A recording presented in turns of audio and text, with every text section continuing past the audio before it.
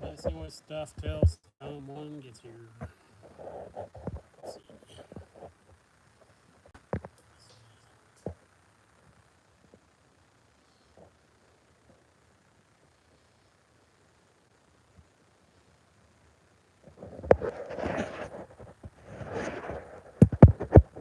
If I want to rotate it.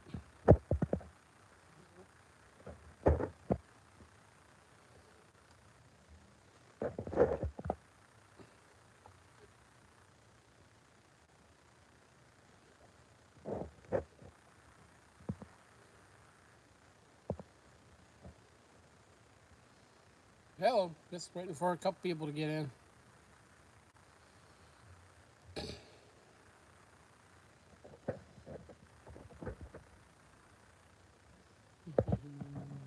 Messing with the settings a bit here.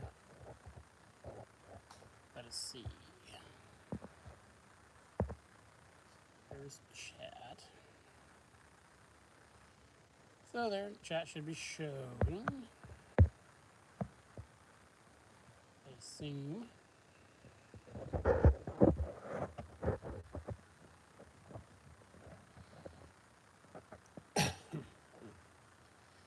Okay.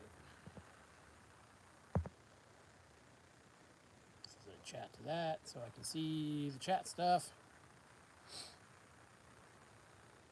What's this? Rotates the camera. Don't need to do that.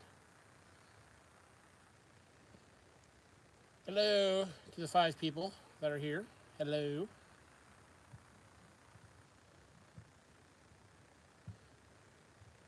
So had some slow time in the old shop, so thought I'd hop on.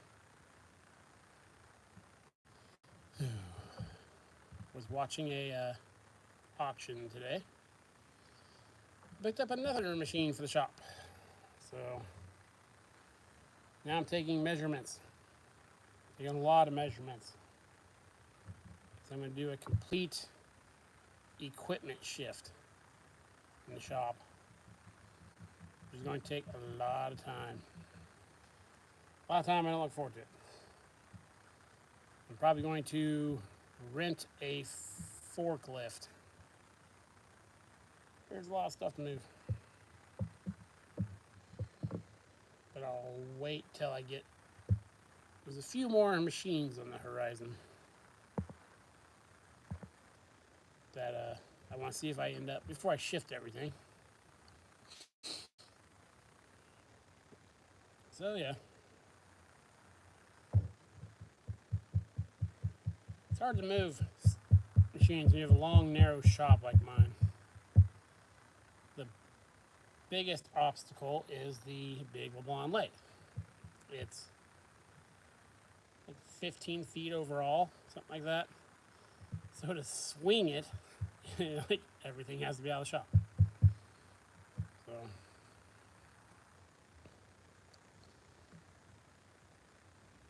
but if I put it up on UHMW, it shouldn't be that hard to move,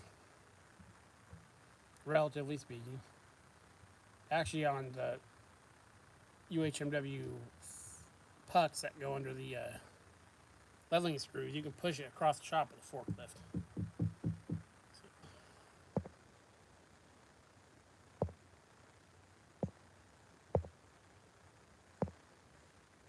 Yeah. Okay. So yeah, just take an old break from work. And super busy. Harvest just came along. So a lot of field repairs, field welding, mostly on implements. End of the season, I go around, some farmers let me check their pumps and motors before the year ends to see what we need to do over the winter. So I haven't actually been in the shop that much. I come out here every night, and there's always stuff to do in here. But all my work's been in the field the last 2 weeks. So that's why I haven't put much videos out. I've just been, I go to my day job, I do my second job, which is this. So I haven't been getting home sometimes till 10 or so, and don't have time to make a video. So I've been There's always sorting and cleaning and stuff to do in here. So the new Van Norman mill is very cool. I like it. Been doing some test cuts on it. She's got a little bit of wear in it, but I can fix that. I think I'm gonna end up making an oversized gib for it. And the wear wasn't not crazy bad or anything like that. So, and it's in weird areas, like they never adjusted the gibs on it. So there are ways to fix that as well. Yeah, super cool. I'm glad all the power feeds and everything work. That's why I got rid of that big. Early in my videos, I had a Cincinnati number. I don't remember what number it was, but the knee grenaded in it. And I was raising the knee, and I heard a clunk, and it dropped like half an inch, and I opened it up, and there's nothing but shavings in there. So, cool. It's cool how all the feeds on this mill work. So, here.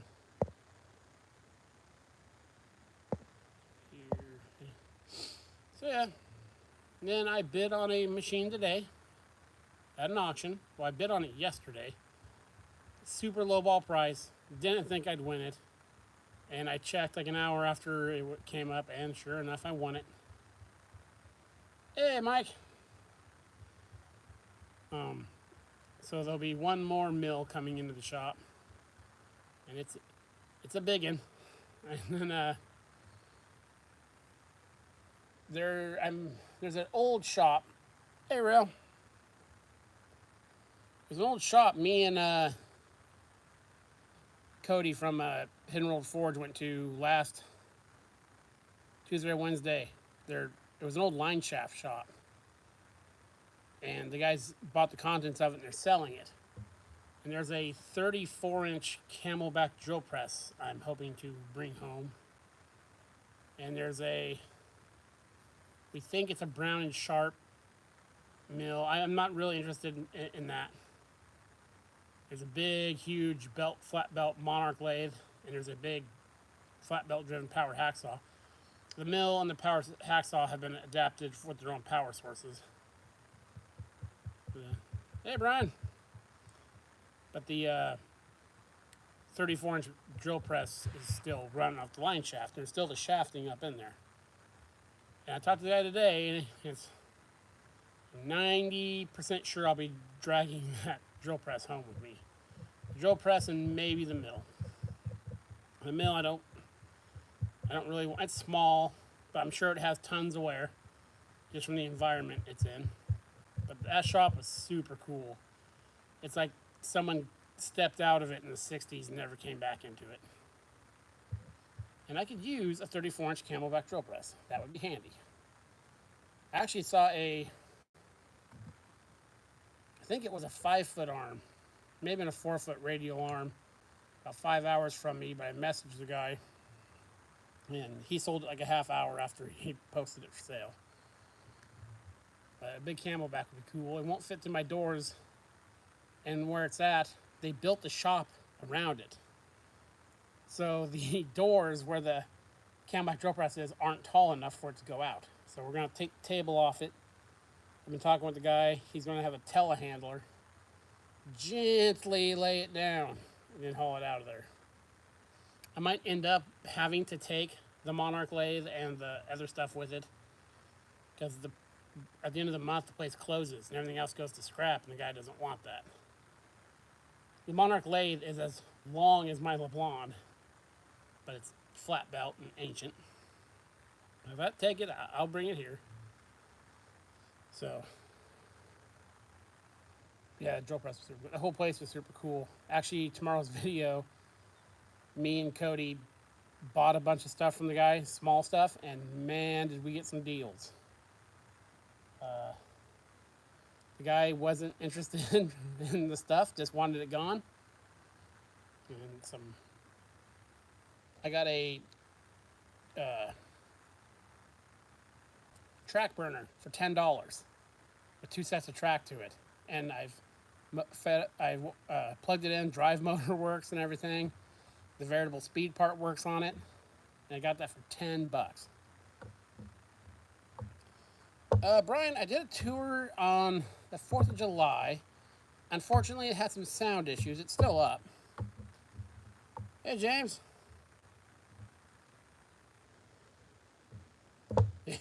Yeah, that motor had a little bit of a wobble to it.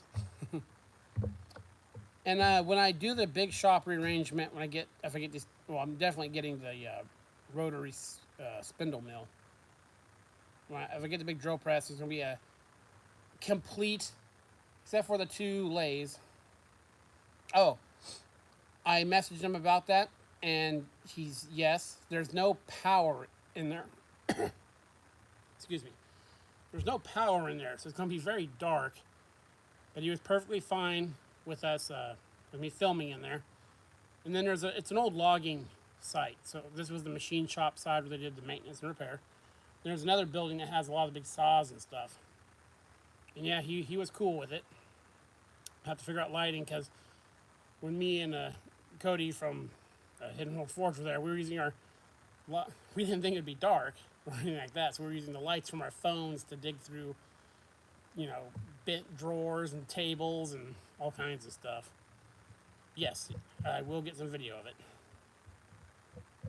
I'll try to get video of the loading of the stuff. I'll definitely show the machines that are there, if nothing else.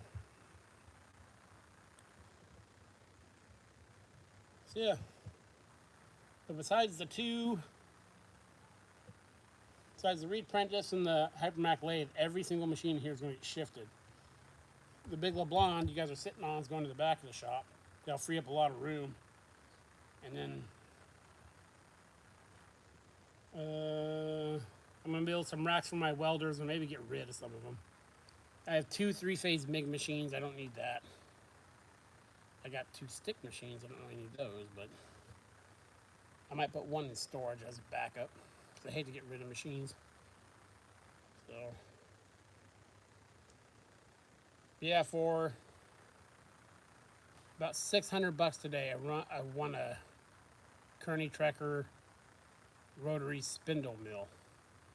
So it's like a normal knee mill, but the spindle in the head you can adjust in and out, and then you can crank it so we're cutting circles and round stuff. And they came with all kinds of power feeds.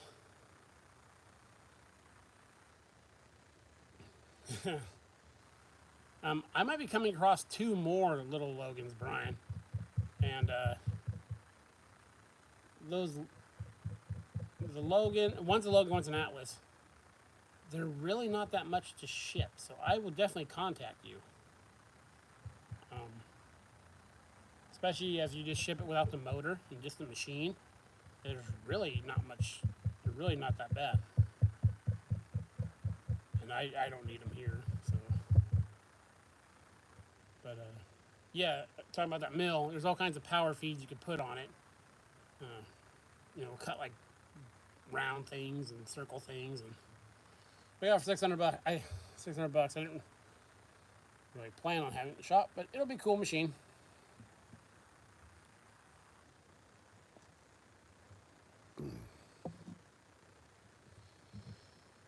So yeah,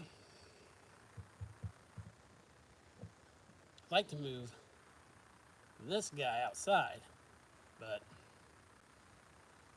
it's the only place it can be. It's too tall with the ram to go underneath the trusses in here unless you disassemble a lot of it. So, plus my shop's in a residential area, and I'm trying not to be that guy. Hey, Ken. I'm trying not to be the neighbor, because I was contemplating putting the 34-inch drill press in the driveway.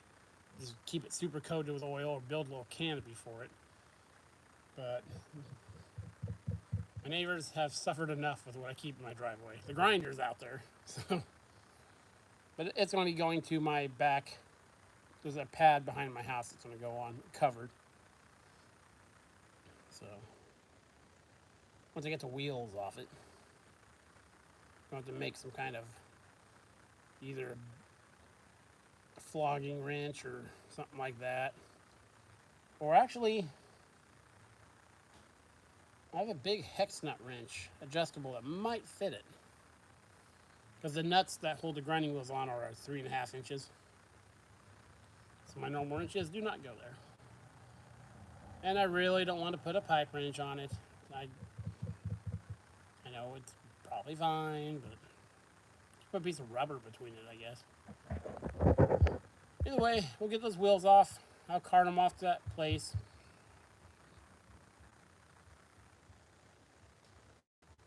Hey, Cybroka.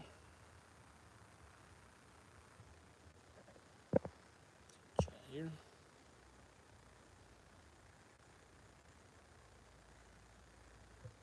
I don't know if they're hollow. I guess when I get them off, I'll be able to tell by how heavy they are. The wheel that's on the right, the curved wheel, wasn't curved when they got it. The shipyard guy said that they turned it that shape to coped inside of, I think, 4-inch pipe or something for welding. So they took quite a bit off of it if they were hollow. Of course, I guess I don't know how hollow they would be.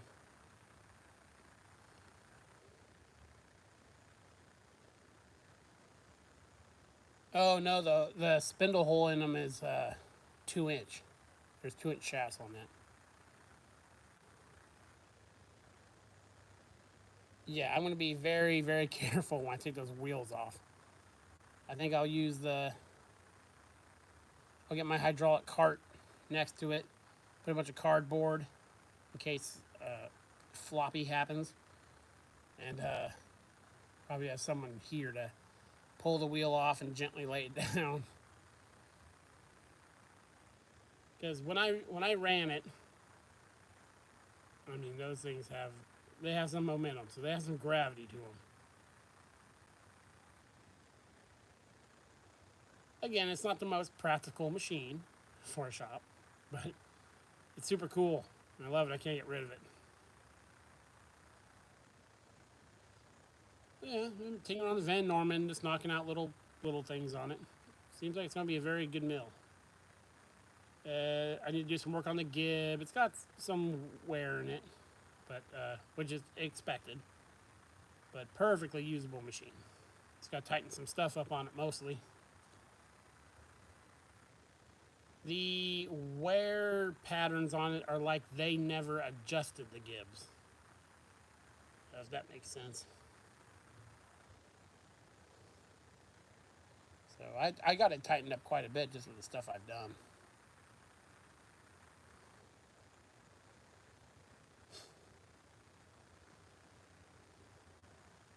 If you can find someone to give one to him.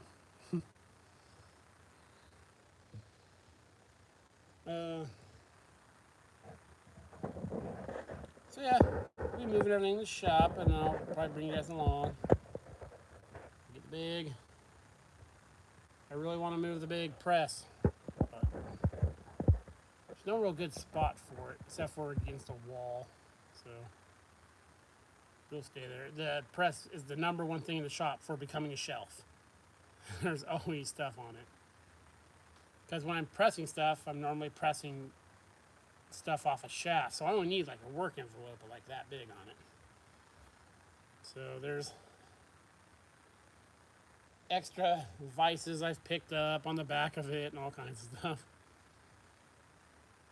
which is not safe practice, because sometimes I've pushed some really hard stuff off and it won't say it jumps, but it pops and stuff falls off it.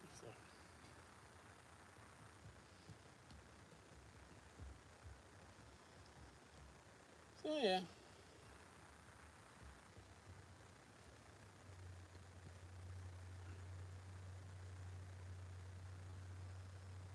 There'll be.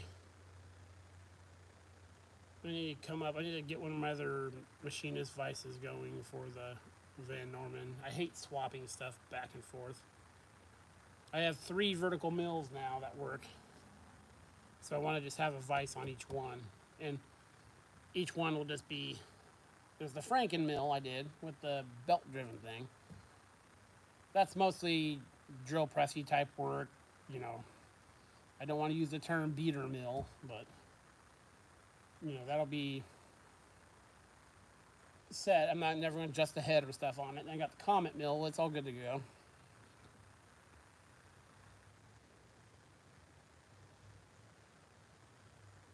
I have both Franken mills going, the vertical and the horizontal.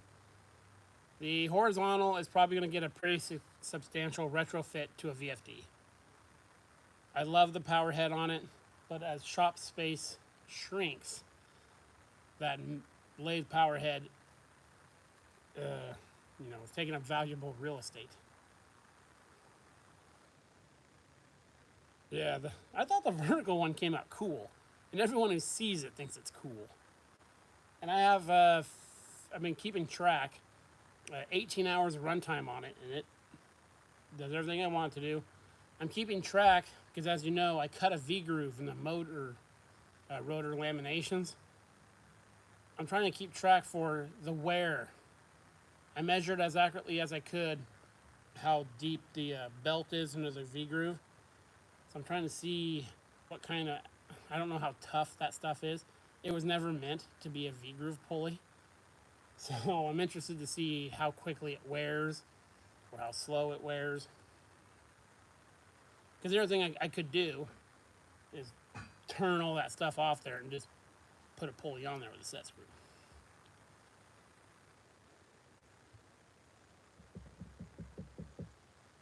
I think my email address is on my channel description. If not, it's in a few of my videos. If it's not in my channel, whatever it is, description, the thing on the page where we go videos, community, all that, I'll put it in there. I think it's in there. I don't have a P.O. box. So, I haven't sent a lot of things, so.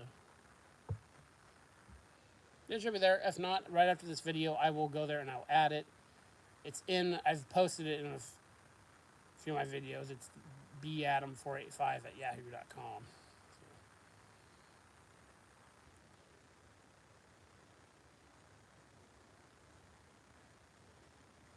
Yeah, starting to, field work slowing up. So we're going to really go through some machines.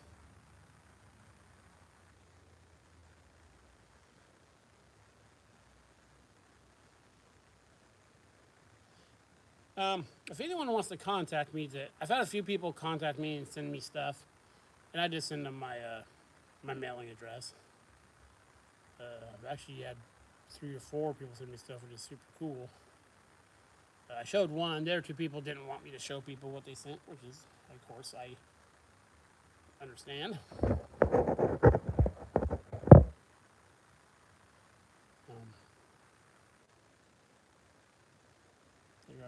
Oh, about the wear on that stuff. Yeah, I'm very interested to see because there's actually enough room on the rotor stuff. I could cut a nut if it only lasts like 700-800 hours. I could go down a little bit and cut a new V groove pulley and just adjust the motor down a bit. So.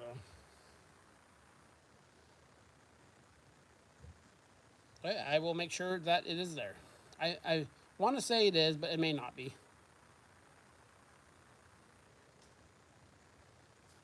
Shave too. Yeah, then as this winter slows up, I'm going to hammer out the Cincinnati 118. We'll see what the Kearney Trekker mill needs.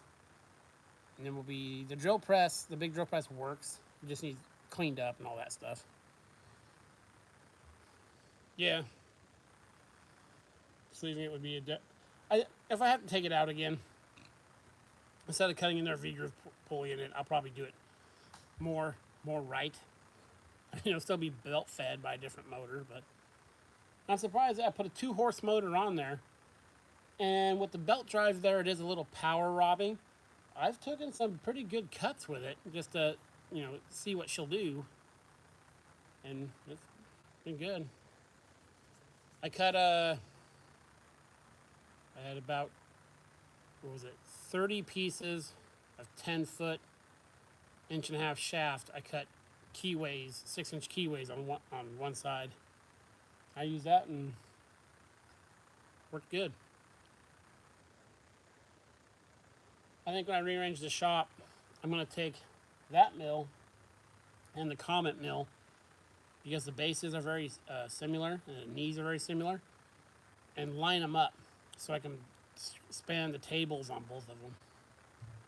And then I'll put the Van Norman mill opposite of them, and I'll put the new Kearney Trekker mill opposite of them, and maybe the Cincinnati horizontal on one end and the Kemp Smith on the other. So I have like a 6 mil island in the middle of the shop.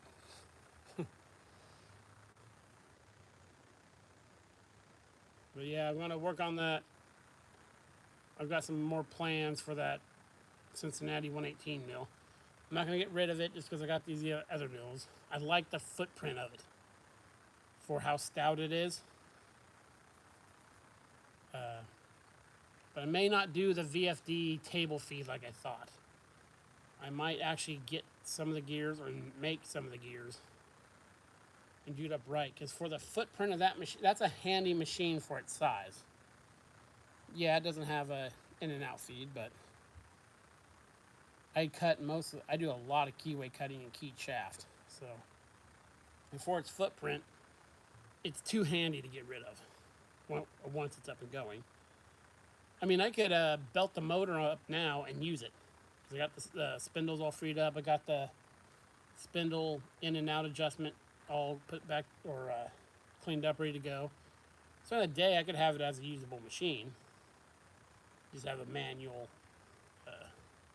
feed on it. Hold on 1 second here.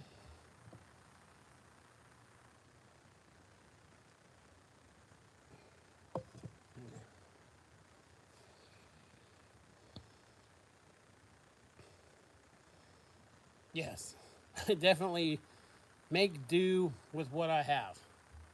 And I think I've done a good job of that for, especially the early machines.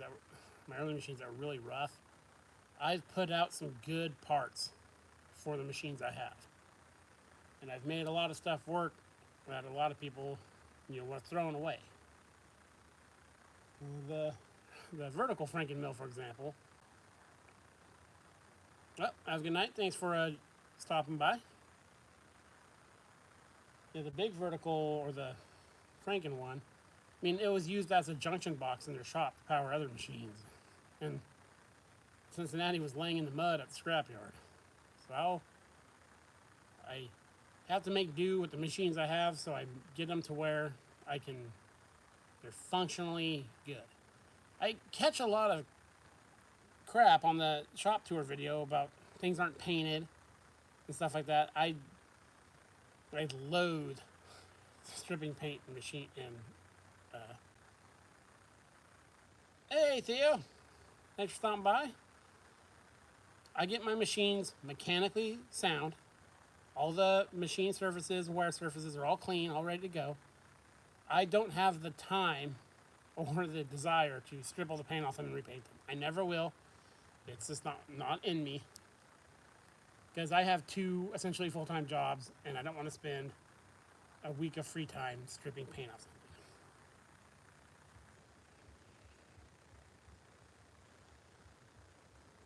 So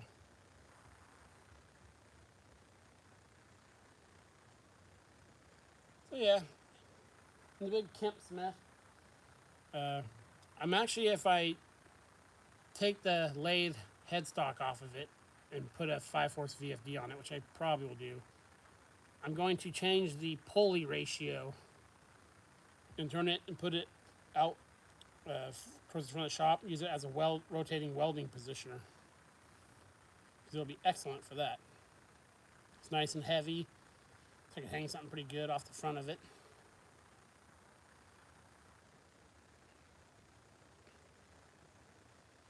So yeah. Then the rest of the night when we sorting, when me and Cody went to Cody from Hidden World Forge, went to that old machine shop. We both scored some pretty cool stuff for really cheap. I got a bunch of reamers. Got, like I said, that track burner. I'll give you a for $5. You got this.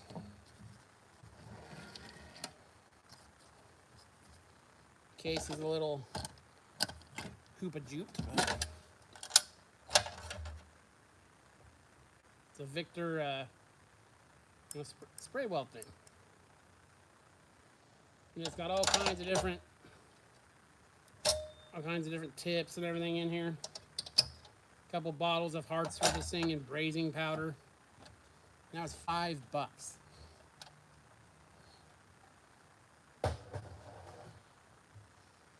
So yeah, there'll be some cool stuff in that video for sure.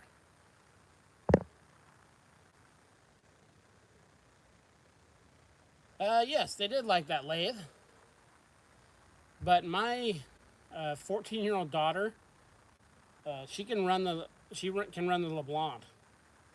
I'm definitely teaching my kids hands-on, get off your phones, let's go do something out in the shop and that kind of stuff. I have 3 boys and a girl. My oldest boy is getting into it now too. He helps me unload the machines. He drives the tractor. And he's getting into the lathes and stuff. I'm right there with them. I make sure they're completely safe around them. Yeah, my 14-year-old daughter is probably one of the youngest people to run a 22-inch lathe. And she's very mindful. I've had her in here doing bulk work. Like I was turning down I had to turn like an inch off a motor shaft. And she roughed it out for me while I was doing work on another lathe. So yeah, it's very cool that they are interested in this stuff. Of course, they say I have too much of this stuff. So yeah. I think they should still teach this stuff in schools, but they don't.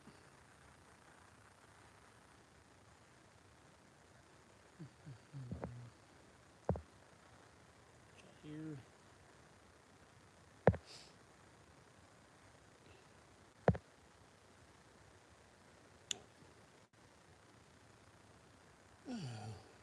Probably go for a while more.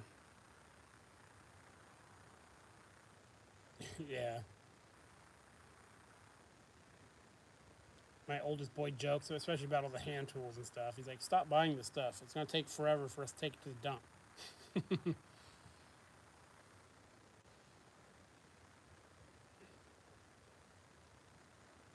Yeah, so there'll be some. I need to make the Machinist Vice I'm going to put on the Van Norman. I need to make some jaws for. I don't know what it is around here. Every time you buy a Machinist Vice, or even a drill press Vice, the jaws are always missing. So it's a pretty big one. There's no brand on it, but it's pretty solid. That's going to go on the Van Norman. I have one on the Franken Mill. I need to get one for the Comet. I have the Comet pulled apart again right now because I'm messing with the power feed for it. We had a little miscalculation.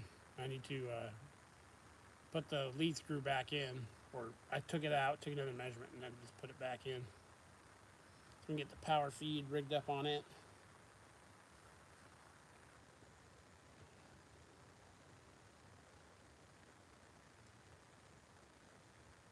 Yeah, then I'll be.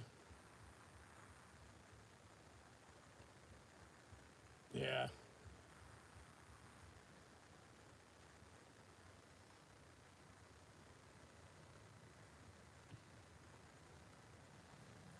If I had more automatic machines, that'd be a little more practical. So yeah, I'll see if I get the big drill press. And we'll get the big Kearney Trekker in here. And then I'll try to lay the shop. I am the worst about machine placement. Not all the machines are in good usable spaces when it comes to rearranging the shop. I am so indecisive about where I want everything.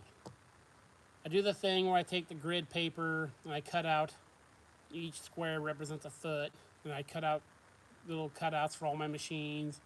And then I cut out a thing for me to see if I can walk between the machines and sit there fiddling with it. And I have to see the machines in place. Because a lot of stuff you have to factor in is maintenance of them and stuff like that. Which having machines 2 feet apart on paper looks okay and saves a lot of room. But if you ever have to get into the electrical box or change belts or something, then it doesn't work out so well. So I'm happy with where the Reed Prentice lathe is and the Hypromac. I'm going to move the big LeBlond to the back. That'll open up the entire floor because the blonde is lengthwise in my shop. So you can't have much behind it because of taper attachment. So it'd be best suited back against the wall.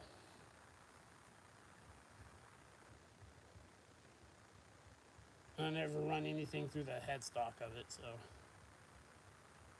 And if I did, I'd just punch a hole in my wall. That's the thing I see.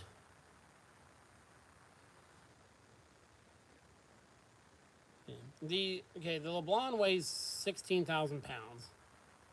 On those UHMW feet, I can pull it across the floor with a chain come along. I just put my floor jack, a 3-ton Harbor Freight floor jack on the front of it.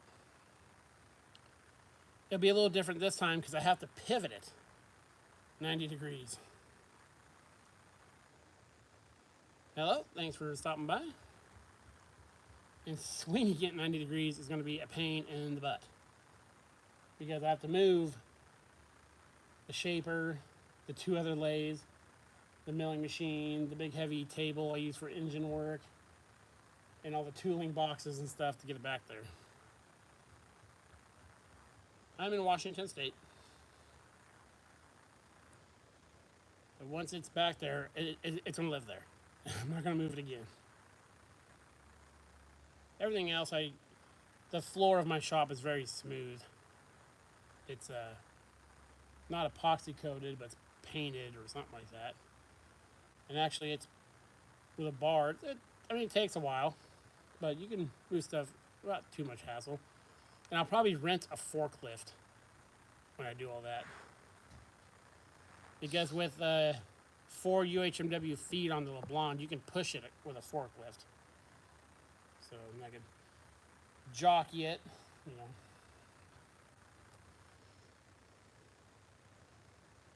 That'll make it a lot quicker. And if I don't like something where it's at, instead of living with it, I can take the time to pull it back out.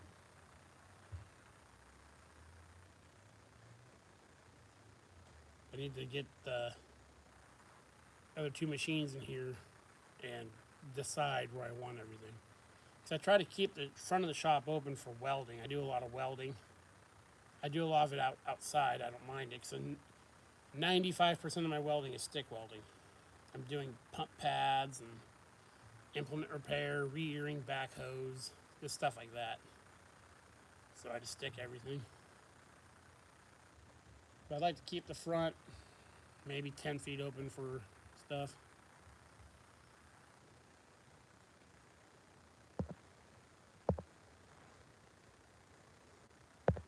There's definitely my shop is connected to my house.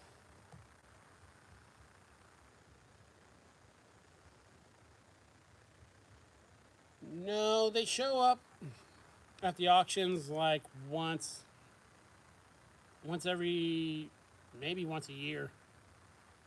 And I live in a machinery desert.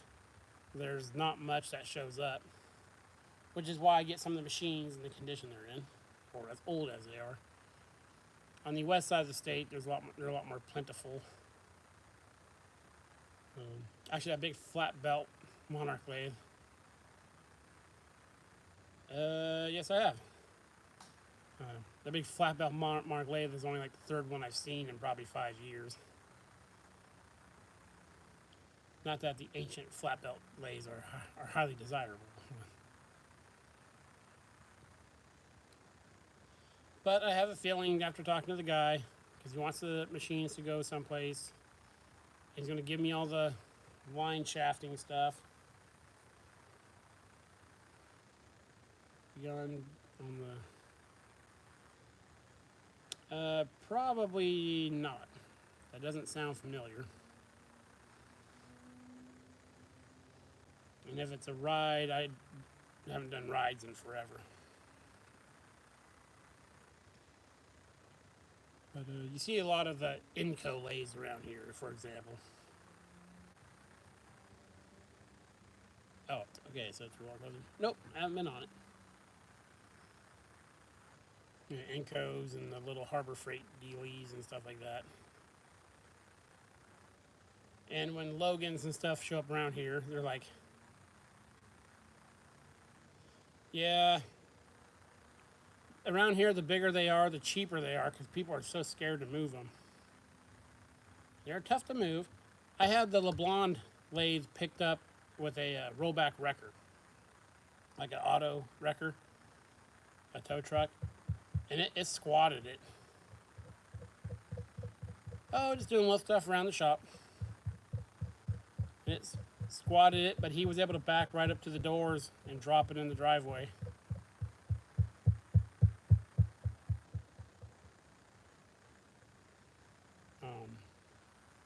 And yeah, I mean, I see a lot of lathes too that are far bigger than mine that I wouldn't dream of moving. Or power. I can't right now. It's a little messy right now for me to be walking around holding the camera. I mean, it's not bad, but I do have a shop tour. If you look up Small Down Machine Shop, shop tour, there is one on there. So, and everything's pretty much the same as it was there.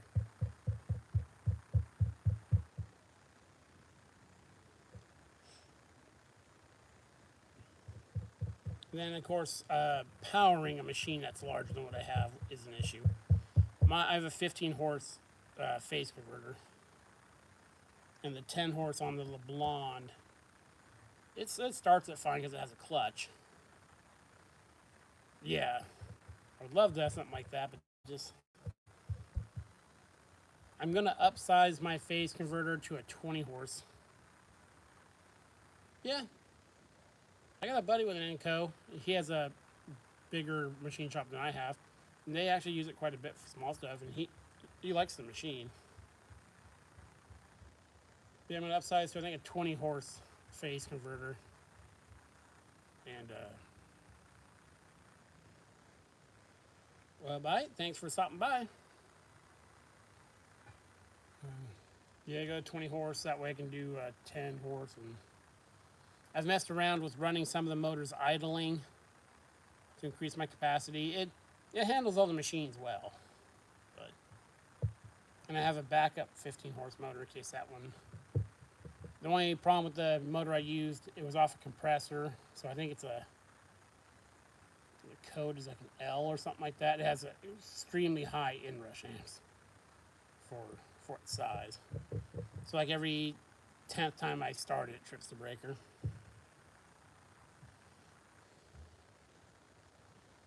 Yeah, they show up here. Now the 14-inch ones, I see a lot of those in the, I think, 13s. Hey, Bocce. They go for like $4,500 here, which seems high. Of course, all machines in my part of the state go high. A used, clapped out Bridgeport, because it says Bridgeport on it, is $5,000 out here. I mean, it's crazy how much some of this stuff is. I used to go to the west side of the state and get stuff a lot cheaper.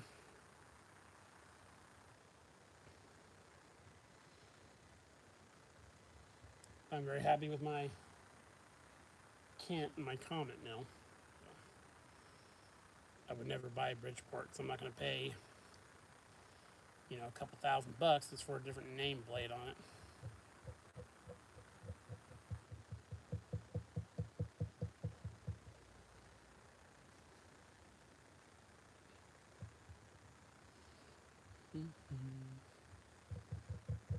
And there's quite a bit of old, because there's a lot of small farms in the area. A lot of the old flat belt stuff shows up. But I've used it before. It's a lot of them are converted to like truck transmissions and stuff like that. Very true. But then you get to say you have a Bridgeport. Is it worth $2,000 to say you have a Bridgeport? It's like I should get that ancient flat belt Monarch so I can say, oh yeah, I'm Monarch lathe. So now I'm cool like all the cool guys. Because it is big. It's probably swings 18. It's at least as long as the LeBlanc. It's probably at least 10 foot between the centers. But it's when on the older lathes, especially Hindi did it a lot, South Bend did it a lot, they just put riser blocks on what would normally be like a 15 or 16 inch lathe. They have riser blocks. So, but it's old. It's definitely from the days of yore. It does have a power feed, gearbox, and all that. But it is old. But it is the Monarch. So.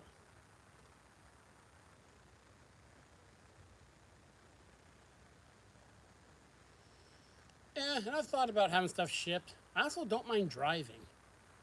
If I found a machine that I was really wanted that was a day away, a day one way, day other, I'd make that trip. But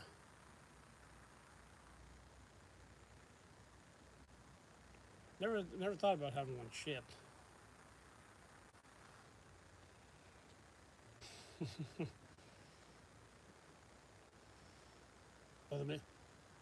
When I first started unloading machines myself, was I don't know if I ever had it in a video. I had a variable speed Logan, and that thing took me. It probably weighed maybe 1,000 pounds. It took me like 8 hours to unload it. And I've learned so much about unloading stuff that it took me, between stopping and talking with my uncle when we were moving it, we moved the 16,000 pound LeBlanc into the shop in like an hour. And unloading like the Van Norman from the trailer. It took 20 minutes to get it off there now. I've learned a lot about moving very heavy things with very limited equipment. That sheets of UHMW, you can move anything. They tell you, a long enough lever, you can move the world. If you put that world on a sheet of UHMW, you can drag it pretty much anywhere. Because my little, I don't know how powerful my tractor is. It's not much. It can scoot any machine across it. So you get another sheet of that and cut it into strips rather than having the big 8x4 sheet. That stuff is amazing.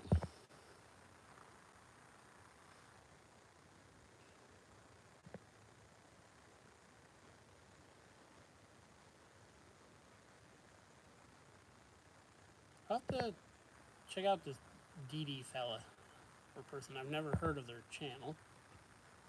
So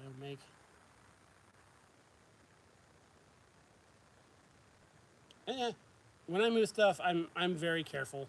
I used to just, I need to rotate the mill. I'll grab the table and just, wrench it over. So I don't do that anymore. It's pry bars, boop, boop. It's like rowing a boat, moving an inch at a time.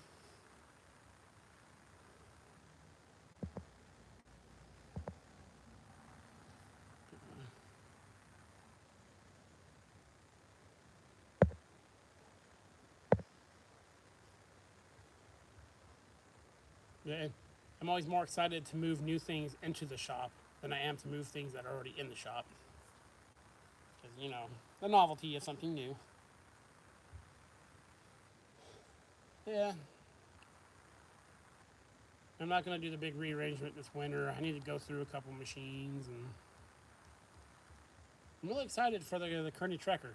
I've never had a mill anything like that, so it'll be cool to mess with it and see what it can do. Because it's a rotary spindle. For those of you who may have joined, it's a rotary spindle mill. So you can set the spindle off center, and then the spindle will rotate with a hand crank. It's like having a rotary table that's up on top of the spindle pointing down.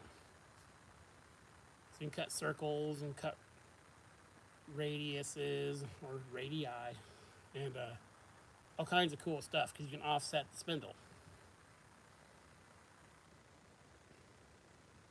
And there's all kinds of crazy power feeds that they come with too. So you can make it so it will automatically cut an oval if you know how to fiddle with the bits enough. So that'll be interesting machine to learn on. Because I have a job for it, which is the only reason I bid on it. I do works on these electric motors, and they have a thrust bearing, and they wear there's part of the machine that it goes between, and it wears out I normally take like a ball end mill, use my buddy's rotary table to cut the groove for the big thrust bearing on both sides when we replace those. So I could do that on that machine. And if I did that job twice, it would pay for the machine because I only paid $600 for the milling machine. So I got into it pretty cheap like I did most of my machines. I got in cheap enough that if it turns out to be totally clapped out, scrap will pretty much cover it. So I hate to do that. So.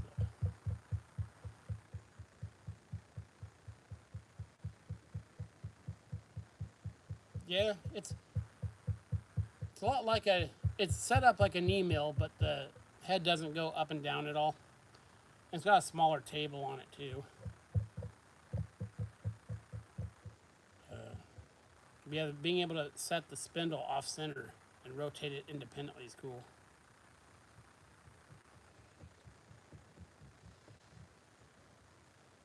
Those are spinding machines.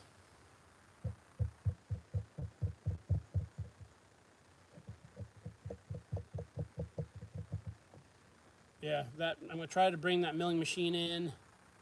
I won the auction today, so I'll get my invoice tomorrow. I'm on call for work this week. See if I get someone to cover my shift. And I will try to bring it here Tuesday. That way Wednesday or Thursday we can do a video on it. It's going to be cool. It's going to be very cool.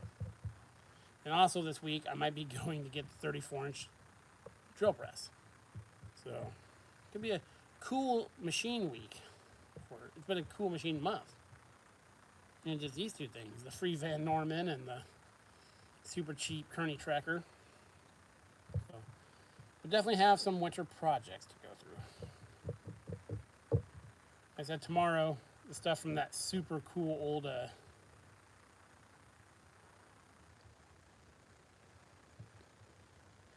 I know the 10EEs have, a lot of them had DC motors in them.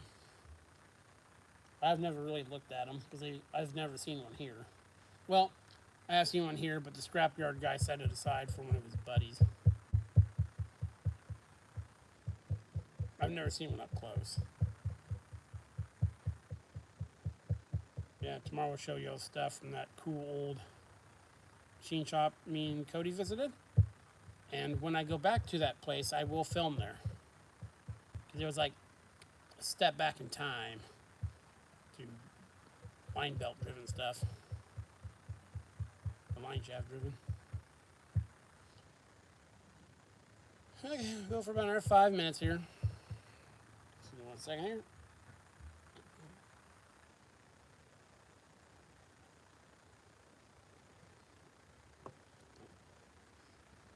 Move my power cord.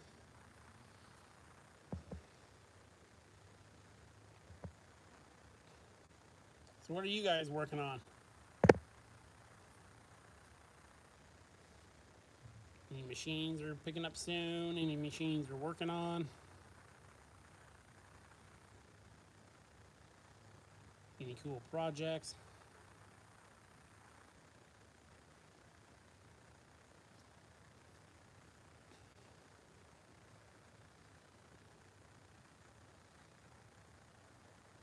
Yeah, I've been watching that. I like Keith Rucker.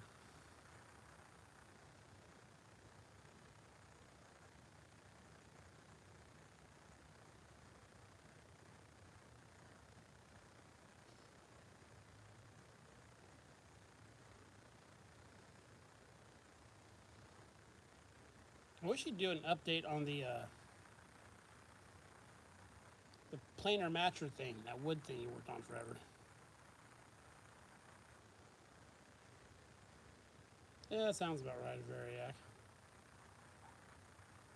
Yeah, I'd like to see him do an update on the planer matcher wooden thing, that board making thing. That's cool. That was back in the when the Machinist channels were at their best, or some of their best, I think, was back then. Not that it's not good now. A lot of guys doing cool stuff.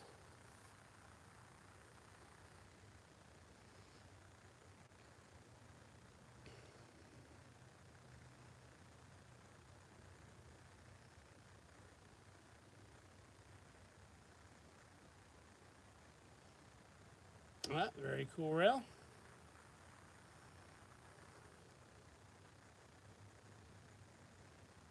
Doing like a restoration or just getting it up and running.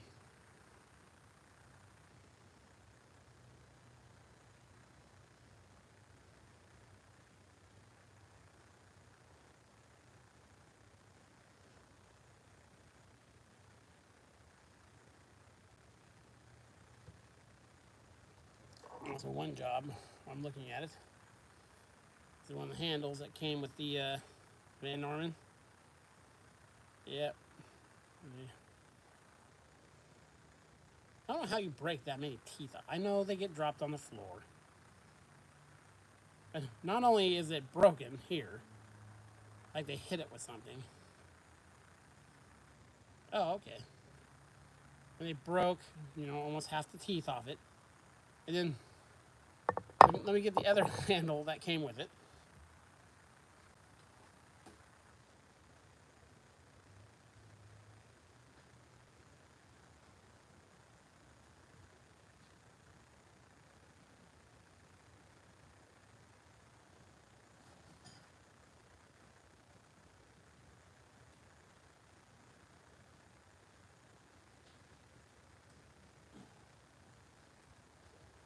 Oh yeah, back.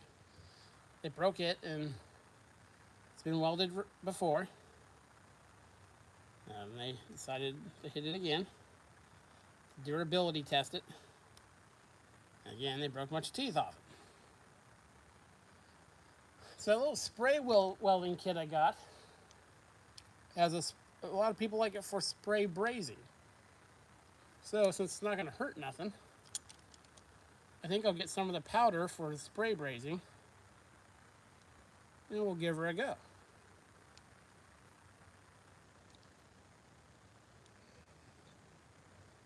So yeah, those handles fixed.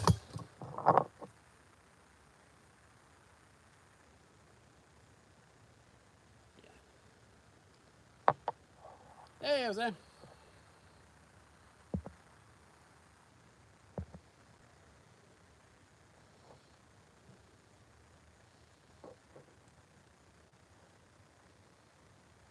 So you have to weld new mounting feet and stuff on it, the hand railing. I had a job from a school district a couple years ago where I had to do all that.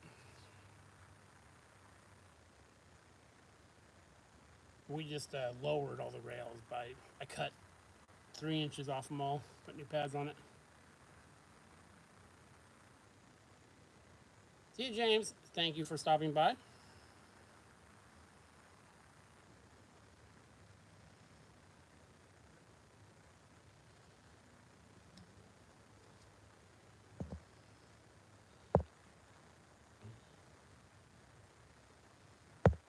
Okay, guys. I need to... Oh, sorry, wrong button. I need to get back to her. Organizing for tomorrow's video. I gotta start clearing the spot for the new milling machine. So I got a couple hours of work to do out here today. So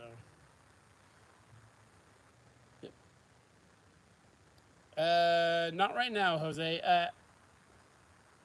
Probably soon though. Probably soon. I sell a lot of stuff to him. He buys a lot of my stuff. So yeah, everyone have a good rest of your weekend. Thank you for watching. Thank you for joining in the chat if you did. If not, thank you just for watching. And yeah, we will come back at you later. And again, thanks everyone.